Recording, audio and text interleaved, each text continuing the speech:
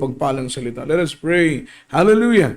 Dakilan mo pagpala naming Ama sa langit, Diyos na makapangyarihan sa lahat.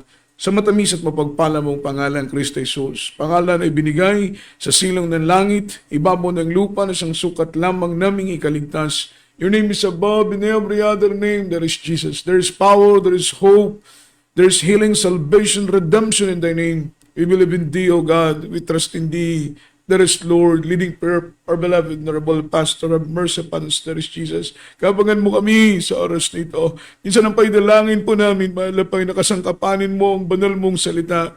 Mahal na Panginoon, ipagkaloob sa amin ang karagdagang karunungan, kalaman at pangunahing spiritual upang lubos naming pahalagaan ang kaligtasan at buhay na walang hanggang na iyong ipinagkaloob sa amin. Magyong bang lingkod, tunay na saga ng akin, wala po akong magagawa. Anoint the words, there is Jesus. Hallelujah! Put thy words in my mouth. Alam yung sinasaway lahat po ng demonyong hadlang, ang mga gawat na lang ng kaaway. In the mighty name of Jesus, is now, right now, and by the power of darkness, in Jesus' name. Amen and amen.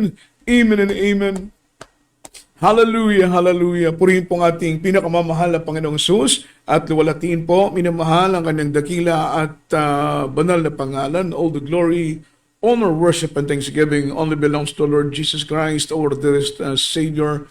And I give double honor and respect to our dearly beloved Honorable Pastor, beloved Evangelist Wildy Estrada Almeda, the interim prophet of our loving God, the man of God, and we always cherish the loving memories and blessed teachings, golden teachings of our dearly beloved Assistant Pastor, to their beloved children, who Blessed Almeda family, at sa lahat po ng mga anak, apo at manugang ng ating malapastor, at sa lahat po mga minamahal ng ating beloved viewers po, mga minamahal sa gabing ito, sa ating minamahal ng mga kababayan, mga minamahal mga kapwa natin Pilipino, mga minamahal na patuloy pong umaantabay, sumusubaybay sa banal na programa ng ating mahal na Panginoong Hesus, dito po sa dako ng Zamboanga City, sa Buanga Peninsula, ito po ay Western Mindanao na po, mga minamahal. Kami po ay nagpupurit, nagpapasalamat, kumusta na po kayo? At magandang gabi po mga minamahal sa inyo pong lahat. Happy Monday po mga minamahal. At isang napakagandang araw po ang ipinagkaloob sa atin ng ating pinakamamahal na Panginoon at taglay po ang kalusugan, ang kagalakan at kapayapaan sa ating mga puso at sa ating kaisipan. Ito po'y bunga ng ating katapatan sa pangunang panalangin po ng ating kagalang-galang na pastor. Tayo po'y pinagpala ng Diyos mga minamahal dahil may mga taong itinalaga ang ating mahal na Panginoon. Handang magpagal, handang magsakripisyo, alang-alang mga minamahal sa kaligtasan po ng bawat nating mga kaluluwa. At happy viewing po, minamahal sa lahat po ng ating mga kapatiran abroad, mga minamahal around the globe, sa buong mundo, mga minamahal, at maging sa ibayong dagat, sa mga kapatiran po natin na talagang nagpapagal, nagsasakripisyo para po mga minamahal sa kanila pong mga mahal sa buhay, at tigit sa lahat ay maging kasangkapan po kayo. Patuloy po nawa kayong maging kasangkapan ng ating mahal na Panginoon para po sa pagpapalawak ng kaharian ng ating mahal na Panginoon. Sa ganitong mga programa, mga minamahal, kami po ay nabibless. At the same time, kami po ay nagpapasalamat sa mga kapatiran po natin na patuloy pong ginagamit at hinihipon ng ating mahal na Panginoon.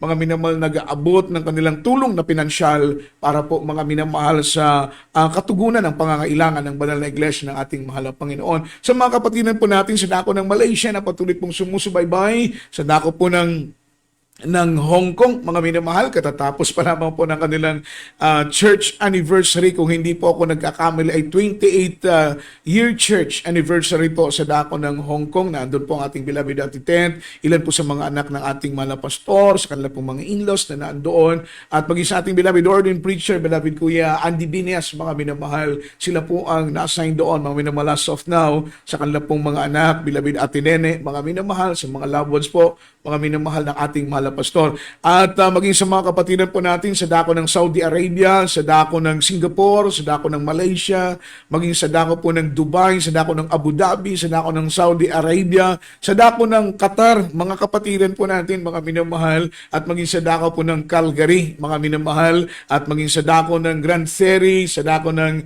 New Jersey, mga minamahal, sa ilan po nating mga kapatiran na naandyan, naway patuloy po kayong mainit na naglilingkod at sama-sama tayong naghihintay hanggang sa araw ng banal na pagdating ng ating mahal na Panginoon. Mga minamahal, at maging dito po sa dako ng buong Luzon, Visayas at Mindanao at maging sa buong Zamboanga, mga minamahal sa ating Muslim brothers, pagpalain kayo ng mahal na Panginoon, sa mga kapatidan po natin sa buong Leyte at buong Samar, sa aking pong mga mahal sa buhay na patuloy pong sumusubaybay, mga minamahal, sa ating banal na programa. Pagpalain tayong lahat ng ating mahal ng Panginoon.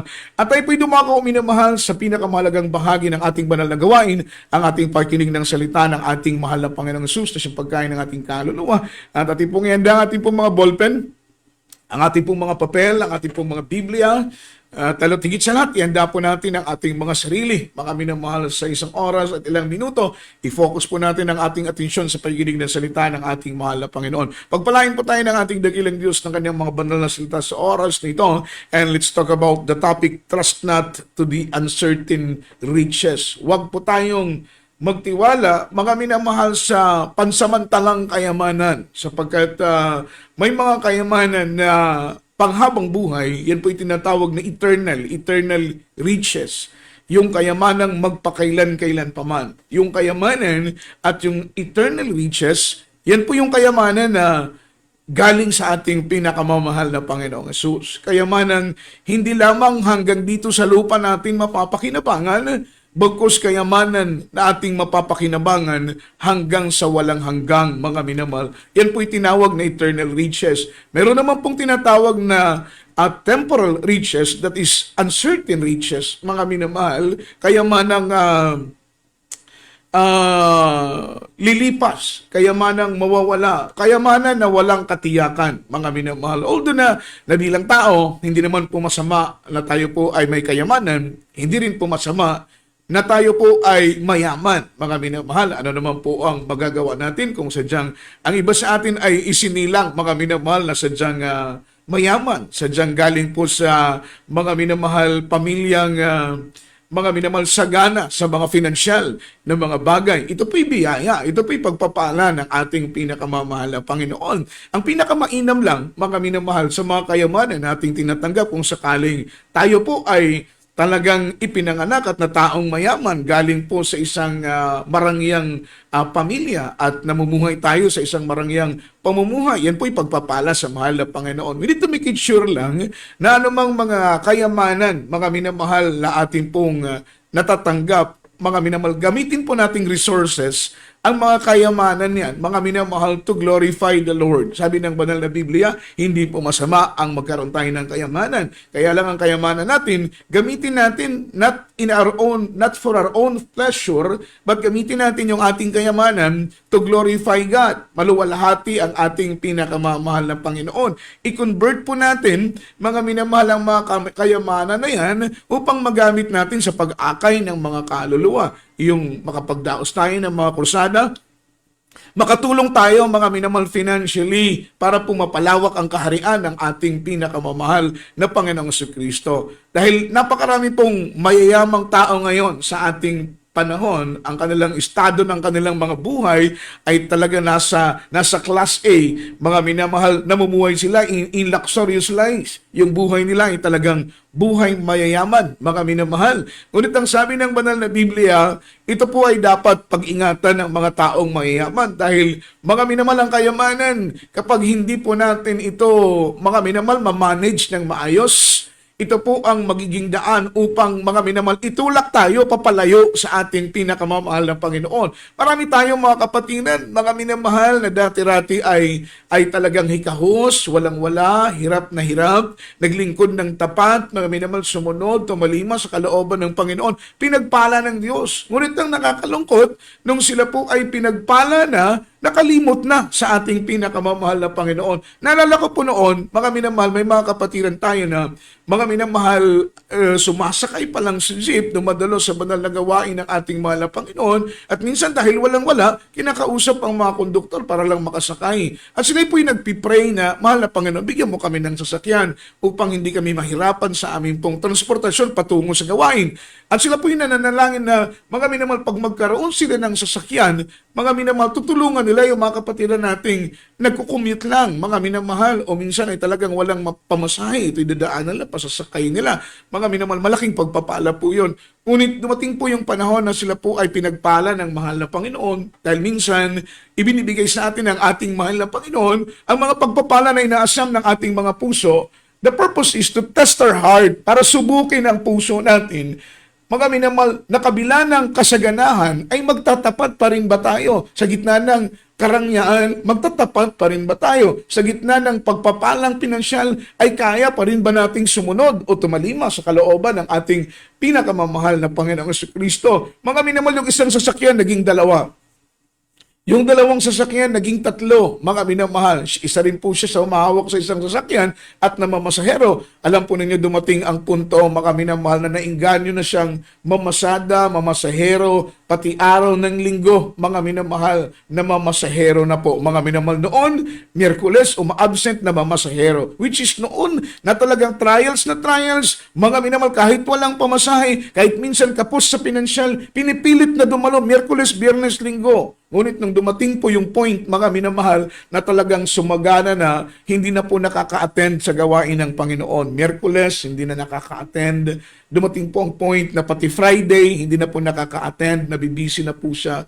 Mga minamahal, sa pagmamaneo, dumating po ang Monday, mga minamahal, or rather Sunday, pati Linggo, ay hindi na po nakakadalo. Nakakalungkot, mga minamahal, na pagkatapos pinagpala, ay nakalimot sa mahal na Panginoon. Alam po ninyo, mga minamahal, pinahintulutan ng mahal na Panginoon ang lahat ng nasa Kanya na ay binawi ng ating pinakamamahal na Panginoon. Nagsimula siya, mga minamahal, uli sa wala. Amen?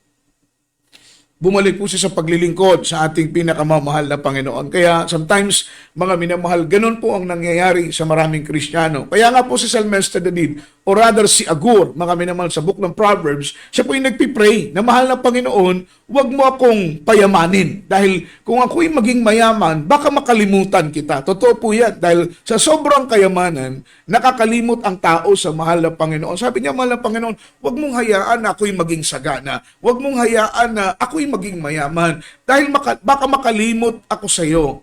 Totoo po yan. Sabi niya, Panginoon, wag naman mo naman akong hayaan na maging mahirap dahil baka ako'y makapagnakaw at malapastangan ko ang iyong dakila at banal na pangalan.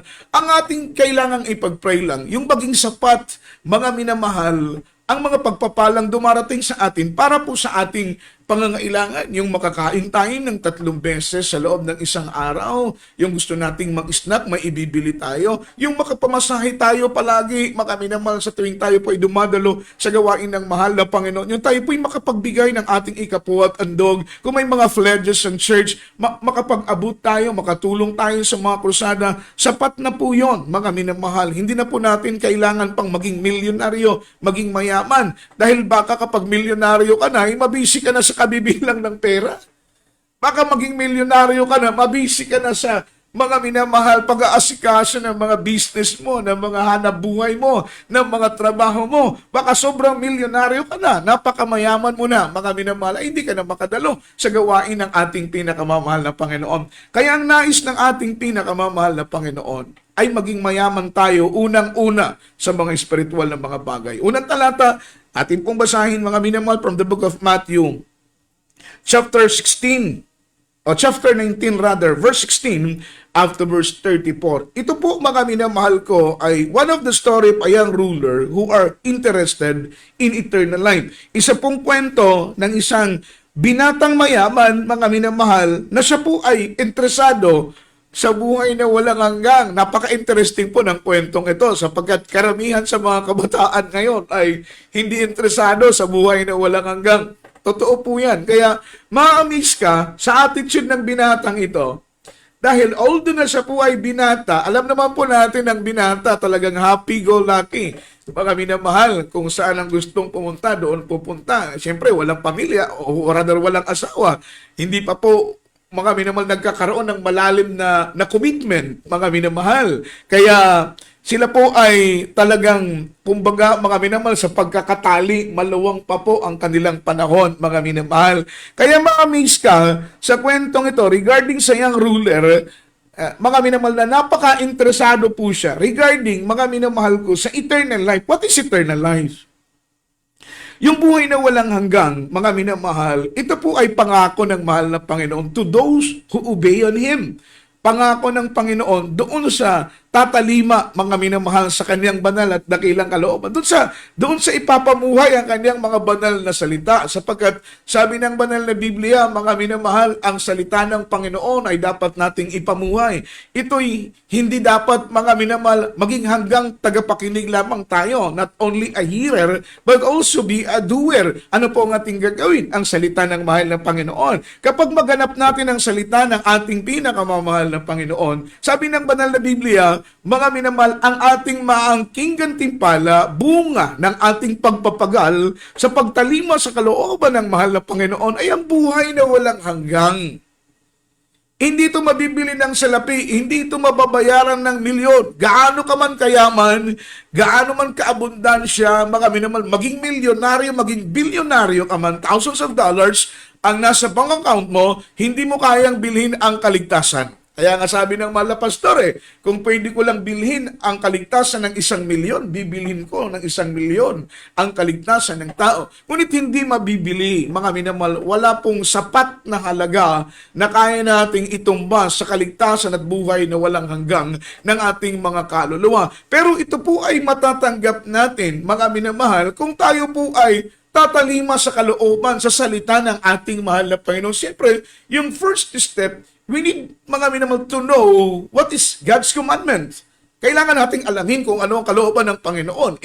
Mga minamahal, paano mo susundin ang isang batas kung hindi mo alam kung ano ang batas? Paano mo susundin ang kalooban ng Panginoon kung hindi mo alam kung ano ang kanyang dakila at banal na kalooban? Kailangan nating mag-research, mga minamahal. Alamin yung mga restriction ng ating pinakamamahal na Panginoon. Alamin natin kung anong boundaries ng Diyos. Alamin natin kung ano ang bawal sa Panginoon, kung ano ang ayaw ng Diyos. Sapagkat ang bawal sa Panginoon, yun ang kasalanan. Kung anong ayaw ng Diyos, yun ang kasalanan. Siyempre, kung gusto nating makuhang favor ng mahal na Panginoon, gawin natin kung ano ang kanyang dakila at banal na kalooban upang yung eternal life, mga minamahal, na minimension sa Bible na isa po sa mga bagay na interesadong makuha ng isang young ruler, isang mayaman, mga minamahal ko na lalaki. Sabi ng verse 16, simulan natin ang pagbasa. At narito lumapit sa kanyang isa at nagsabing, Guro, ano ang mabuting bagay na gagawin ko upang ako'y magkaroon ng buhay na walang hanggang? Napakaganda ng kanyang tanong, mga minamahal. Ano ang dapat kong gawin, Guro, upang ako ay magkaroon ng buhay na walang hanggang? Mga minamahal, so makita natin, mga minamahal, therefore we conclude na interesado siya sa buhay na walang hanggang. Following verse 17, ano pong sinabi? At sinabi niya sa kanya, bakit mo itinatanong sa akin ang tungkol sa mabuti? May isa na siyang mabuti. Datapot kung ibig mong pumasok sa buhay, ingatan mo ang mga utos. So walang ibang mabuti kundi ang ating mahal na Panginoon. Siya lamang ang nag-iisang mabuti at walang higit sa Kanya, walang papantay sa Kanya. Sabi ng banal na Biblia, verse 17, balikan natin. Ano po ang sinabi, mga minamahal? May isa na siyang mabuti, walang iba kundi ang Panginoon.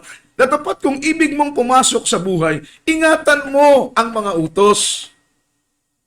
Yun po ang isa sa mga assurance, mga minamahal, na tayo po ay magkakaroon ng access para makapasok sa pintuan ng langit at matanggap ang buhay na walang hanggang kung tayo po, mga minamahal, ay gaganap sa kanyang kalooban at iingatan natin ang kanyang banal na kautusan. Ibig sabihin, we need to keep God's commandment, mga minamahal, with all our heart. Kailangan po nating ingatan ang salita ng Panginoon ng buong puso. Ano ang utos ng Diyos? Basahin po natin sa verse 18. Sabi ng Biblia, sinabi niya sa kanya, alin-alin. Ibig sabihin, mga minamahal, gusto niyang malaman, although na mayroon na siyang background regarding po sa mga commandments ng ating mahal na Panginoon, pero hindi niya tiyak kung yun ang kalooban. Kaya siya po'y nagtanong, ang sabi niya sa Panginoon, Panginoon, alin-alin ang iyong mga utos? At sinabi ni Jesus, huwag kang papatay, huwag kang mangangalunya, huwag kang magnanakaw, huwag kang sasaksi ng hindi katotohanan. Yan po yung mga mortal na kasalanan ng tao. Unang-una, dapat ang tao ay huwag papatay, huwag kikitil ng buhay ni numan. Hindi tayo maaring pumatay ng buhay ni numan sapagkat Diyos lang ang nagbigay ng buhay, ang Panginoon lamang ang may karapatang kumitil ng buhay sa tamang panahon sa araw na kanyang itinakda. Sabi ng Biblia, huwag kang mangangalunya, mga minamahal. So nakakatakot para sa may mga asawang nagsasama sa isang bubong, ginagawa ang mga gawain ng isang mag-asawa, pero wala pang basbas ng simbahan, wala pang basbas ng Republika ng Pilipinas, wala pang basbas ng sambahan. Yan po ay mga minamal pagkakasalang pangangalunya. Huwag daw po tayong magnanakaw. Ibig sabihin, huwag tayong gagalaw ng mga bagay na hindi natin pag-aari. Pwede nating pakinabangan kung atin. Pero kung gagalaw tayo ng isang bagay, mga minamal na hindi natin pag-aari, yan po ay pagnanakaw. Hindi tayo magbigay ng ating mga ikapo at ng ating mga handog, mga minamahal. Sabi ng Biblia, it is holy unto the Lord, it is for the Lord. Yan po ay pag-aari ng Panginoon. Hindi po atin ng ikapo, hindi po atin ang ating mga handog. Kaya nga po itinuturo ng Iglesia na kapag tayo po ay may tinatanggap na mga pagpapala mula sa ating mga source of income, mga minamahal, sapagkat sabi ng Biblia, honor the Lord in all our substance and the first fruit of thine increase. Parangalan po natin ng Panginoon sa lahat ng ating tinatangkilik. Kaya sabi ng banal na Biblia, hindi po kalooban ng mahal na Panginoon ang pagiging magnanakaw. In verse 19, igalang mo ang iyong ama at ang iyong ina. Isa po ito sa kautusan ng ating mahal na Panginoon. We need to respect our parents, mga minamal, our mother and our father. Sabi ng banal na Biblia, honor thy father and honor thy mother that your life may belong. Isa po yan sa kautusan ng Panginoon. Hahaba ang buhay mo kapag marunong kang gumalang sa iyong ina, marunong kang gumalang sa iyong ama. Sa ating mga panahon ngayon, napakaraming mga anak ang wala na pong galang sa kanila pong mga magulang. Instead na dapat ang magsisermon ay ang nanay at ang tatay, baliktad na po ngayon. Kadalasan ng mga anak na ang nagsisermon sa kanilang mga magulang. Kaya ang sabi ng Biblia, isa sa kautusan ng Panginoon, igalang mo ang iyong ama at igalang mo ang iyong ina. Ibigin mo ang iyong kapwa gaya ng pag-ibig mo sa iyong sarili. Ito po ay isa sa mga ultimate law ng ating mahal na Panginoon. Meron pong isang skribang nagtanong sa mahal na Panginoon, Panginoon, ano ba ang batas na pinakamainam, pinakapangulong batas sa lahat ng uri ng batas? Ang sabi ng mahal na Panginoon, love the Lord with all thine heart, with all thine soul, with all thine mind, with all thine strength, and love your neighbor as you love yourself, mga minamahal. Ibigin mo ang iyong sarili, gaya ng, o ibigin mo ang iyong kapwa, rather, gaya ng pag-ibig mo, mga minamahal, sa iyong sarili.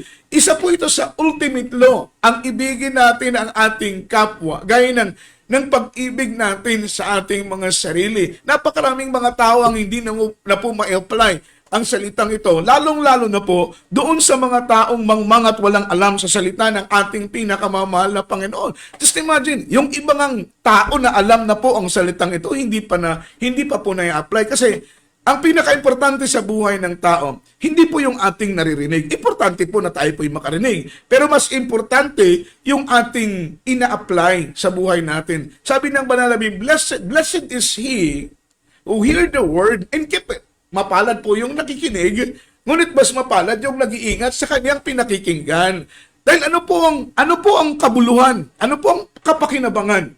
Na naririnig mo ang salita ng Panginoon, ngunit hindi mo ipinapamuhay. Nakakalungkot. Ito pong love your neighbor as you love yourself. Mga minamahal, maraming mga tao ang hindi po na-apply ito. Following verse, mga minamahal. Sinabi niya sa kanya ng binata, ang lahat ng mga bagay na ito ay ginanap ko na. Ano pa ang kulang sa akin? Amen?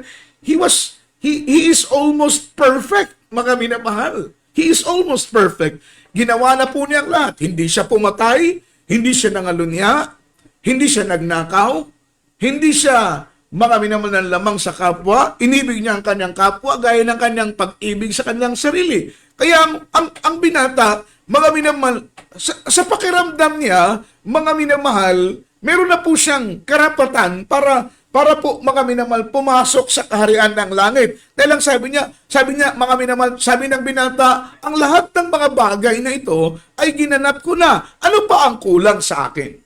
Ano pa ang kulang sa akin? Basahin natin sa verse 21. Sinabi sa kanya ni Jesus, kung ibig mong maging sakdal, kung ibig mong maging matuwid, ibig mong maging kaaya-aya, ibig mong maging karapat-dapat sa harapan ng mahal na Panginoon dahil yun po ang ating pinagsusumikapan, to be worthy in the Lord. Hindi tayo gumaganap, mga minamahal, para mag-perform ng worthiness sa harapan ng tao, which is na, mga minamahal, ayaw po ng mahal na Panginoon ng gano'n, na tayo po ay matuwid lang sa paningin ng tao, pero sa paningin ng mahal na Panginoon, ay hindi naman. Mga minamahal, ang gusto ng Panginoon, mga minamahal, dahil minsan, tayo po ay matuwid na sa Panginoon, pero sa paningin ng tao ay hindi naman. Mga minamahal, meron pong ganong kaso. Matuwid ka sa tao, pero sa Diyos ay hindi.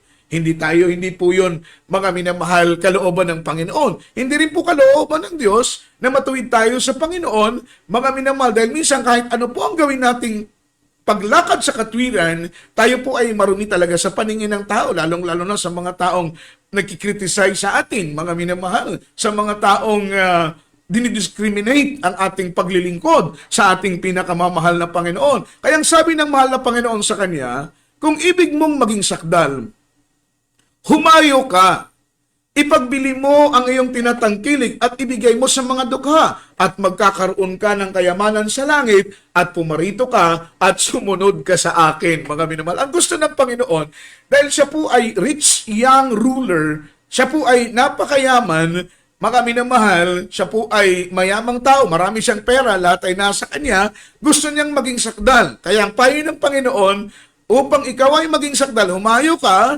ipagbili mo ang lahat ng iyong ari-arian, amen, at ibigay mo sa mga dukha at magkakaroon ka ng kayamanan sa langit. At pumarito ka at sumunod ka sa akin. Ano po ang reaksyon, mga minamahal ko, ng binata? Verse 22, natapot ng marinig ng binata ang ganitong pananalita, ay yumaon siyang namamanglaw. Yung kanyang mukha ay nalulungkot, that is word namamanglaw. Nalulungkot po siya, mga minamahal, dahil po sa mga pangyayari. Dahil, mga minamahal, mahalaga sa kanya ang kayaman, hindi po ganoon, mga minamahal, kadali, na i-give up niya yung kanyang riches, mga minamahal, at pagkatapos ay ibigay lang niya sa dukha dahil, siyempre, mga minamahal, yung kayamanan na nasa kanya, ito po'y minana pa niya sa kanyang mga magulang. Kung ibibigay niya yung kanyang kayamanan, mga minamahal, sa mga dukha na hindi naman niya kaano-ano, hindi naman niya kamag-anak, hindi naman niya kadugo, hindi niya loved ones, mga minamahal, ibibigay niya ito sa lahat ng mga dukha, ipagbibili niya ang lahat ng kanyang ari-arian, at ang sabi ng banal na Biblia, mga minamahal, kapag ibigay niya ang lahat ng kanyang pag-aari sa mga dukha, sabi ng mahal na Panginoon, magkakaroon ka ng mga minamahal, buhay na walang hanggang. Ibalik natin sa verse 21.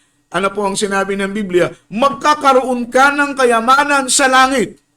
Kapag ipagbili niya ang lahat ng kanyang ari-arian, lahat ng kanyang tinatangkilik, at ibigay niya sa dukha, magkakaroon siya ng kayamanan doon sa langit. Sabi ng Panginoon, pagkatapos mo itong gawin, pumarito ka sa akin at sumunod ka sa akin. Datapot ng marinig ng binata ang ganitong pananalita, ay yumaon siyang namamanglaw sapagkat siya ay isang may maraming pag-aari. At sinabi ni Jesus sa kanya, mga alagad, katotohanan sinasabi ko sa inyo, mahirap na makapasok ang isang taong mayaman sa kaharian ng langit. Ito po'y tinuldukan ng ating mahal na Panginoon. Mahirap, mga minamahal, na makapasok ang isang mayaman, mga minamahal, sa pintuan ng langit. Mga minamahal, the rich man shall hardly enter into the kingdom of God. Ito po'y tinuldukan ng Panginoon na para sa mga mayaman, napakahirap makapasok, mga minamahal, sa kaharian ng langit. Hindi po sinabi ng Panginoon ang mayaman ay hindi makakapasok ng langit. Klarado po yung sinabi ng Biblia. Ang sabi lang ng Panginoon, mahirap para sa isang mayaman ang makapasok sa langit. Pero hindi sinabi ng Panginoon na ang mayaman ay hindi makakapasok ng langit. Mga minamahal, as long na ang mayaman ay i-give up niya, mga minamahal ko, ang kanyang kayamanan, ibig sabihin, hindi naman po, mga minamahal, ibig sabihin ay ibigay, mga minamahal, lahat sa ating mahal na Panginoon. Ang nais lang ng ating mahal na Panginoon, na kahit mayaman ka, ay huwag mong ariin na ikaw ay mayaman. Huwag mong ariin na ang lahat ng nasa iyo ay iyo. Yun po ang gusto ng mahal na Panginoon. Na ikaw ay tenant lang. Ano mang kayamanan ang nasa iyo, hindi po yan sa iyo. yan po ay ipinagkatiwala lang sa iyo ng ating mahal na Panginoon. Tayo po ay tinatawag ng mga stewardship. Kumbaga, mga minamahal, tagapag-ingat lang ng kayamanan na galing sa mahal na Panginoon. May bahay ka, may ari-arian ka, may malawak kang lupain, ano man ang pag-aari mo, mga minamahal, may mga pera ka sa bangko, ano man ang nasa iyo. Take note, mga minamahal, hindi yan sa iyo.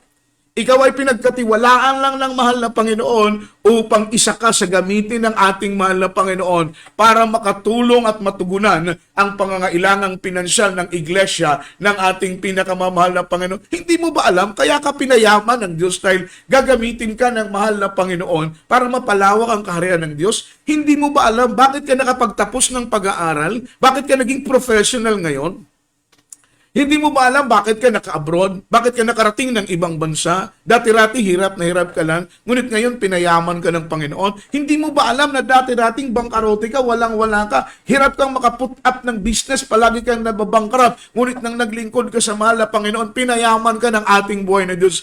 Mga minamahal, God's purpose is, what is the reason why the Lord ibinigay sa iyo, mga minamahal, yung riches na yan para magamit ka ng mahal na Panginoon, tumulong sa gawain ng ating pinakamamahal na Panginoong Hesus. Kaya ka pinagpala para makatulong ka, mga minamahal, financially sapagkat ang gawain ng mahal na Panginoon, napakaraming financial na pangangailangan. Kagaya lamang po nito ng ating miracle hour. Maraming mga kagamitan, mga gadgets na ating kailangan. Kailangan natin ng mga video cam. Kailangan natin ng mga microphone. Ilan sa mga pangangailangan, mga minamahal, para sa ating miracle hour. Para tuloy-tuloy ang ating programa. Tuloy-tuloy ang ating mga live streaming. Mga minamahal, at makatulong tayo sa pangangailangan ng iba. Ang purpose nito ay to spread out, mga minamahal, the good tidings. May ipangaral ang salita ng ating pinakamamahal na Panginoon. So, ibig sabihin, kailangan ng mahal na Panginoon ng mga kapatiran, mga minamahal na may kapasidad,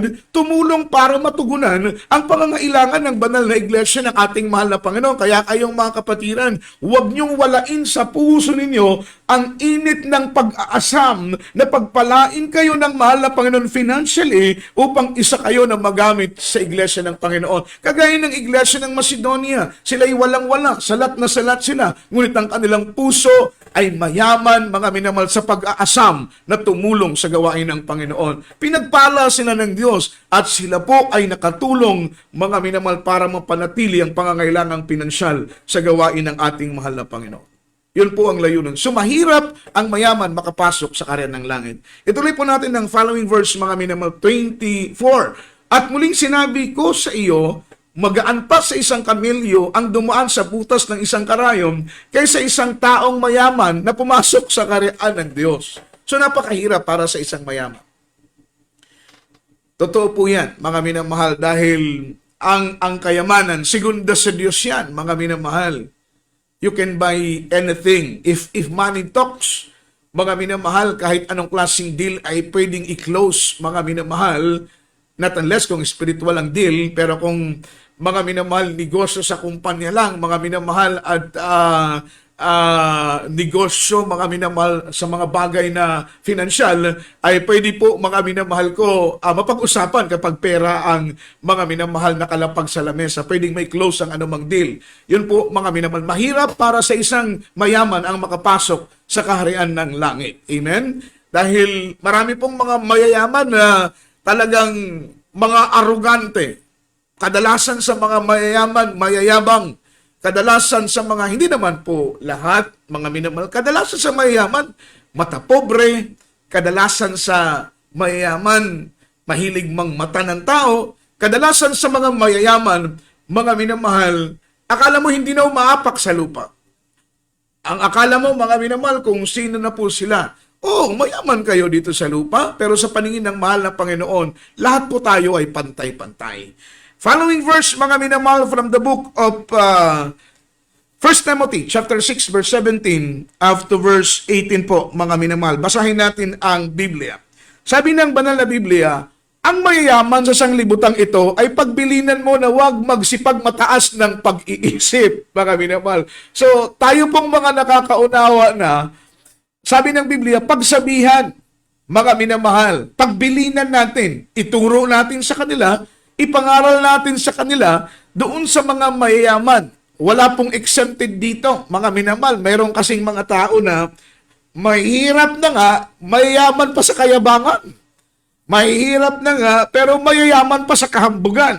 May mga tao dito na mahihirap na nga, mga minamahal, ay mayaman pa sa pagmamataas. Kaya, yung kayamanan na minimension ng Biblia, not only mga minamahal in financial, maraming mga taong upod na ng hirap, pero mga minamahal, mga arrogante pa, matataas pa, mayayabang pa. Ito po ang minimension sa banal na Biblia. Not only in financial status ang minimension ng Biblia. Ang ibig sabihin dito, may mga taong mayayaman, mga minamahal o mahirap, pero nagsisipag mataas na ang kanilang pag-iisip. Yung mga taong nagsisipag mataas ng pag-iisip, mayaman sa kahambugan, mayaman sa pagiging palalo, mayaman sa pagiging mataas, mayaman sa mga minamahal pag-iisip na sa kanilang sarili ay higit pa sila sa iba. Yun po ang ayaw ng ating mga highly minded po. Ayaw po ng mahal na Panginoon. Kaya sabi ng Biblia, yung mayayaman sa sanglibutang ito, kasama na po yung mga mayayaman sa pinansyal ng mga bagay at mga material ng mga bagay, ay pagbilinan mo na huwag magsipagmataas ng pag-iisip at huwag umasa sa mga kayamanan na hindi nananatili. Ito na po yung ating topiko, mga minamahal. Trust not to the uncertain riches, mga minamahal. Sabi ng banal na Biblia, charge the rich man that be not arrogant, but to put their trust to the not to put their trust into the uncertain riches. Huwag umasa sa mga kayamanang hindi mananatili, sapagkat yan ay lilipas, yan ay mawawala. Sabi ng Biblia, sino mang magtiwala sa kayamanan, magtiwala, mga minamahal ko, sa mga bagay na lilipas at pansamantala lamang, mga minamahal, katulad lamang po tayo ng isang taong sumandal sa sapot ng gagamba.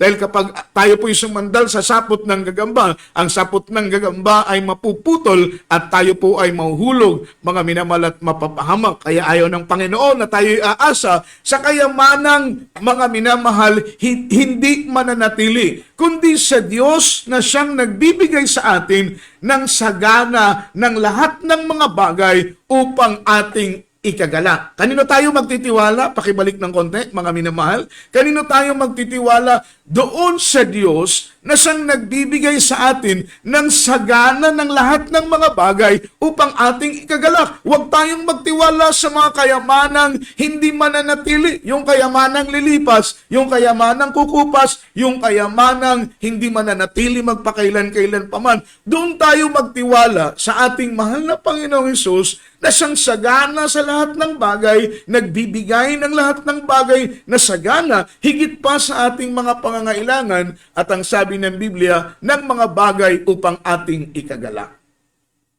So tayo po ay nakakasumpong ng kagalakan kapag tayo po ay, mga minamahal, nagiging kontento sa lahat ng bagay na ibinibigay ng ating pinakamamahal na Panginoon. Sabi pa nga ng banal na Biblia, godly contentment is a great gain. Mga minamahal, isang dakilang tagumpay, mga minamahal, kapag maangkin ng tao, mga minamahal, ang pagkakontento sa kanyang puso. Kaya tayo po ay, mga minamahal, tinuturuan na magtiwala sa Diyos na siyang sagana sa lahat ng bagay, na magbibigay sa atin ng lahat ng bagay, na siyang ating ikagagalak. Kagalakan, mga minamahal ko, nakalakip doon ay ang pagbibigay papuri at luwalhati sa ating pinakamamahal na Panginoong Hesus.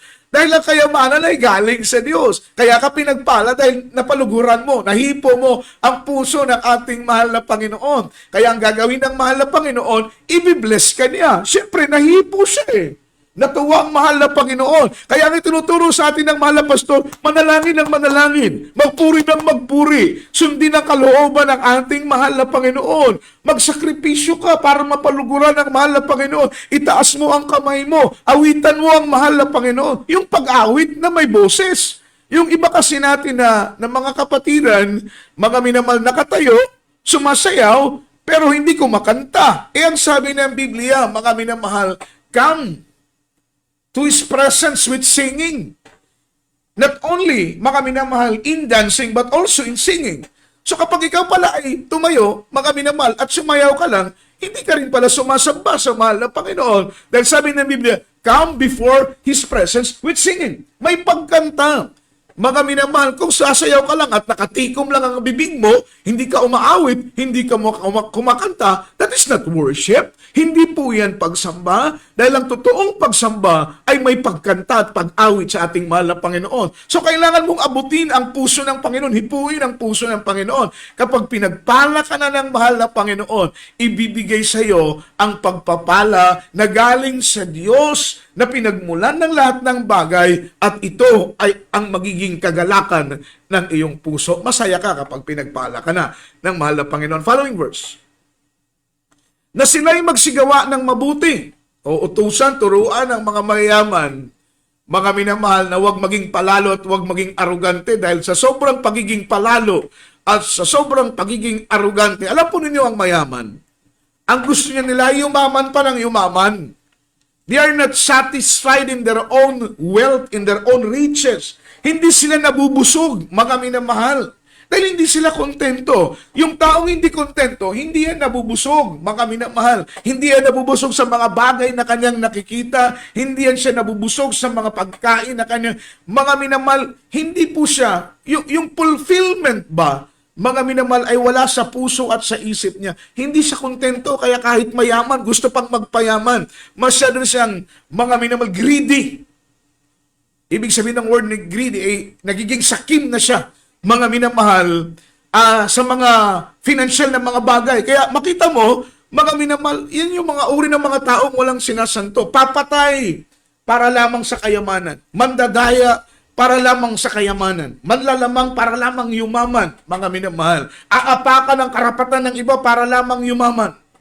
Makapag-put up lang ng business dahil gustong magkamal ng pera, bahalang may mamatay, bahalang may maibuwis ang buhay, bahalang, mga minamahal, may pamilyang masira, may mga bata at inosente na mapahamak, mga minamahal, that is because of greediness. Gusto nilang yumaman, maangkin ang lahat ng bagay. Nakakatakot po, mga minamahal, because the love of money is the root of all evil. Kaya sabi ng Biblia, payuhan ng mayayaman, pangaralan ng mga mayayaman, na huwag kayong umibig sa inyong salapi, huwag kayong maging arugante, huwag maging mataas ang inyong kaisipan, huwag kayong, mga minamahal, magtiwala sa mga kayamanang lilipas at mawawala. Kanino tayong magtitiwala? Sa Diyos na may-ari ng lahat ng bagay, na siyang magbibigay galak sa ating puso at sa ating kaisipan. Basahin natin, mga minamalang, sunod na talata. Sila'y magsigawa ng mabuti at sila'y magsiyaman sa mabuting gawa, at sila'y maging handa sa pamimigay at maging maibigin sa pamamahagi. Yun po ang nais ng mahal na Panginoon. Amen? Ano pong sabi sa verse 18? Sabi ng Biblia, mga minamahal, sa verse 18, kindly po, mga minamahal. Sabi ng Biblia, maging mayaman sa mabuting gawa, sila'y maging handa sa pamimigay. Mga minamahal, yung maging bukas palad tayo, mga minamahal, kaya lang nakakalungkot eh. Kagaya nung panahon ni Itzigaray. Si Itzigaray, mga minamahal, isang congressman.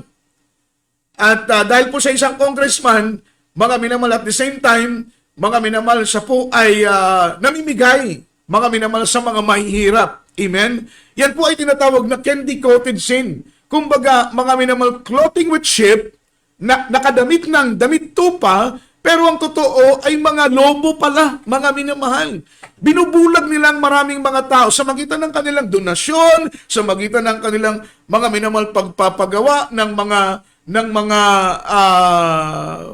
mga facilities para makatulong sa mga mahihirap, mga minamahal, tumutulong sa mga disabled, nagbibigay ng mga donasyon sa simbahan, nagbibigay ng mga donasyon sa mga minamahal, bahay ampunan. Amen. Tinatabunan nila yung kanilang kasalanan sa magitan ng kanilang pamimigay. Pero alam po ninyo, kahit gaano pa ninyo ipamudmod ang inyong mga pera na galing sa masama sa paningin ng mahal na Panginoon, kayo'y masama pa rin, at ang inyong mga budhi, mga minamahal, ay katulad ng isang bakal na pinapainit sa apoy. At ang sabi ng Biblia, wala kayong pagkakaiba, mga minamahal, sa isang ulap na gustong umulan pero hindi makaulan. So ibig sabihin, mga minamahal, ito pong mga uri ng mga taong ito, malilinlang nila ang paningin ng tao, pero ang paningin ng Diyos ay hindi. Maging maibigin sa pamamahagi. Yun po ang nais ng mahal na Panginoon. Yung totoong pagbabahagi, yung totoong pagbibigay, mga minamahal. Amen? Na walang halong politika, walang halong pagpapaimbabaw, walang halong pagiging arrogante. Following verse, mga minamahal. Ano po ang sumunod? At nangagtipon sa kanilang sarili ng isang mabuting kinasasaligan para sa panahong darating upang sila'y makapanangan sa buhay, mga minamahal, tunay na buhay na ipinangako ng ating pinakamamahal na Panginoon. Mag-ipon ng kayamanan, mga minamahal, hindi sa kayamanan dito sa lupa. Sapagkat ang kayamanan dito sa lupa ay mananakaw, mawawala, mga minamahal, kayang ngat-ngatin ng mga tanga, sabi ng Biblia, at ito ay mabubulok, mga minamahal, ngunit ang kayamanan doon sa langit. We need to invest, mga minamahal, not in temporal riches, but we need to invest in eternal riches. Mag-ipon tayo ng mabubuting mga gawa. That is a great riches. Mag-ipon tayo ng mabubuting mga gawa, mag-ipon tayo ng pagbabahagi kung anong mayroon tayo, mga minamahal. Mag-ipon tayo ng pagtulong sa kapwa, even in this small way. Hindi po kasi kailangan ng Panginoon na sa malalaking tulong, no. Kahit makakita ka lang ng matanda na tumatawid sa kalsada, minamahal na nahihirapan, baka masagasaan, aalalayan mo. May makakita ka lang na disabled, mga minamahal ko, na kailangan ng tulong, tulungan mo. May mga minamahal matatanda dyan na nangangailangan ng tulong ng financial, may maitutulong ka, tulungan mo, mga minamahal. Sapagkat sabi ng Biblia, kapag may pagkakataong kang tumulong, huwag mong ipagkait ang tulong mo, sapagkat kung ano ang ginagawa mo sa pinakamababang alipin ng Panginoon, ang siyang ginagawa mo sa Diyos, mga minamahal. Maging mayaman tayo sa paggawa ng mabuti. Yun ang kayamanan. Kagaya ng paglilingkod natin sa ating mahal na Panginoon. Ito ang kayamanan natin, mga minamahal. Dadalo tayo sa gawain ng mahal na Panginoon. Paglilingkuran natin ng Panginoon ng buong puso, buong isip. Tutulong tayo sa iglesia, mga minamahal. Ano ang pwede nating maitulong? Ano ang pwede nating maibigay? Ano ang pwede nating maisuporta sa gawain, ibibigay natin sa gawain ng mahal na Panginoon. Nag-iipon tayo ng mabubuting mga gawa. Habang nag-i-invest ka, mga minamahal, through your good works, ikaw ay nag-i-invest, mga minamahal, in eternal riches. At ang sabi ng Biblia, mga minamahal, ikaw ay magiging karapat-dapat na tumangan, mga minamahal, ng tunay na buhay. Yan po ay buhay na walang hanggang. Sapagkat ang buhay natin ngayon, ito po hindi totoong buhay.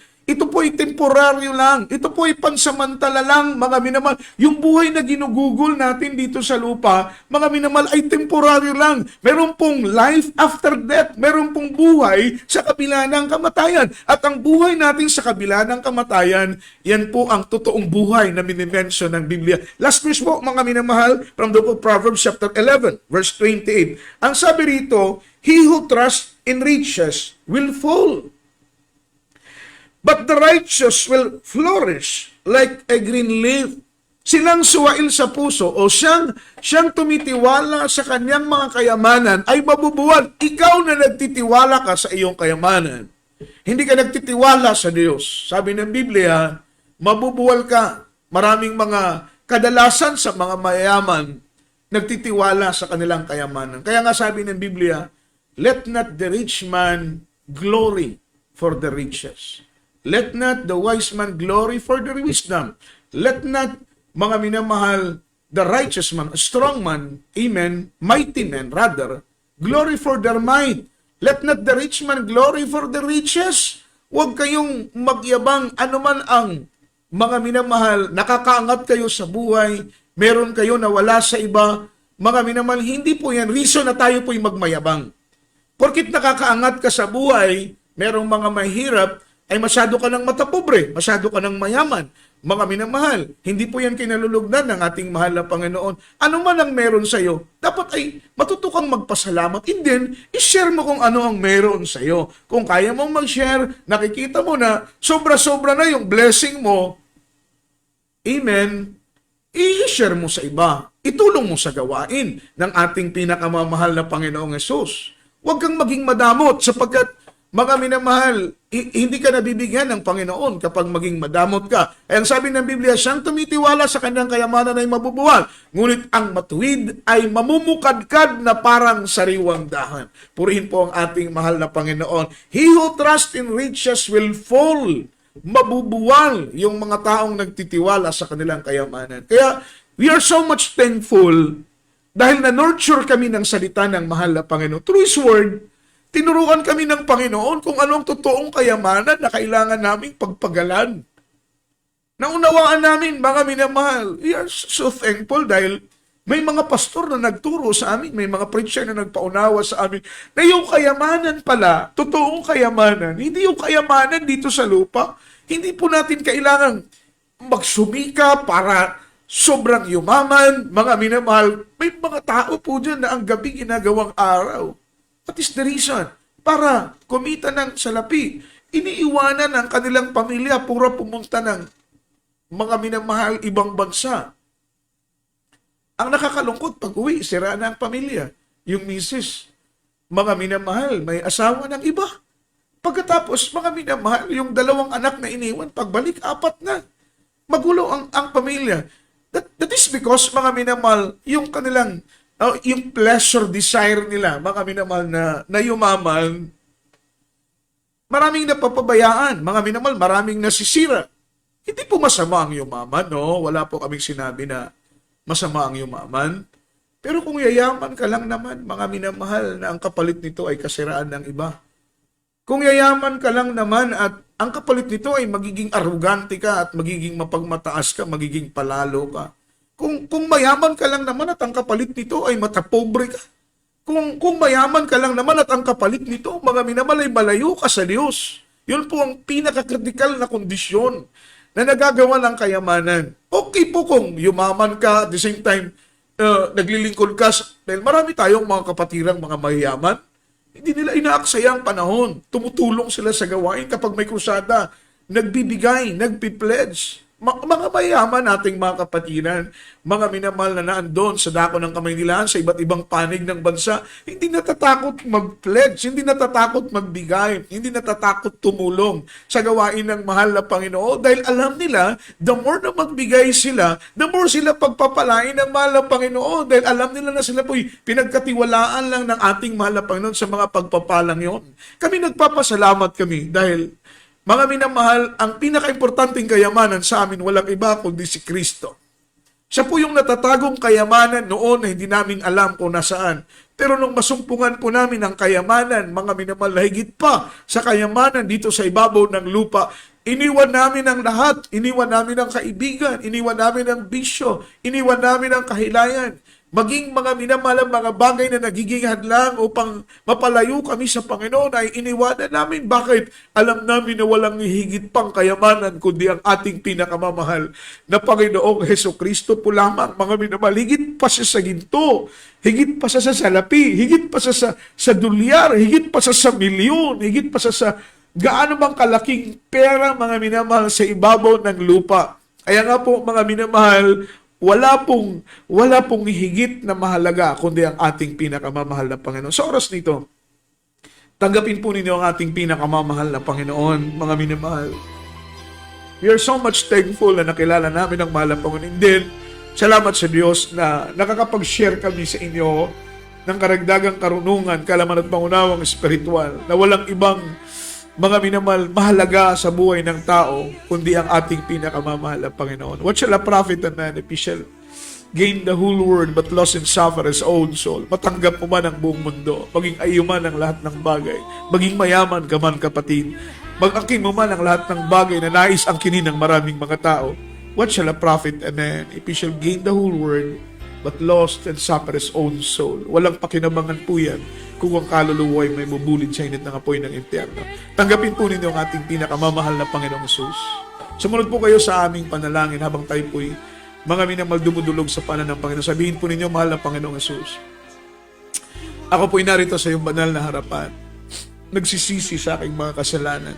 Tinatanggap kita na siyang Diyos na totoong kayamanan. Higit ka pa sa ginto. Higit ka pa sa anumang mga bagay, Panginoon. Kabagan mo ko. Linisin mo ang aking puso. Isulat mo ang aking pangalan sa aklat ng buhay. Lord, living prayer for beloved Honorable Pastor, in Jesus' name. Manalangin po kami para sa inyo.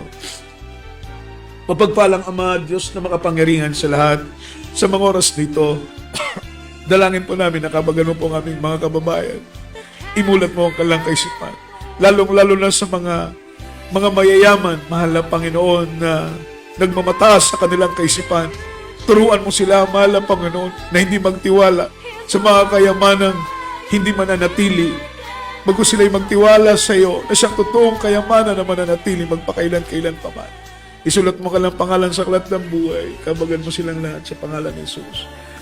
Amen and amen, mga minamahal. At sa mga oras nito, tayo po'y dumako sa ating pong mga pananalangin para po sa ating pangangailangan spiritual. Ano naman po ang ating mga prayer request, spoken request.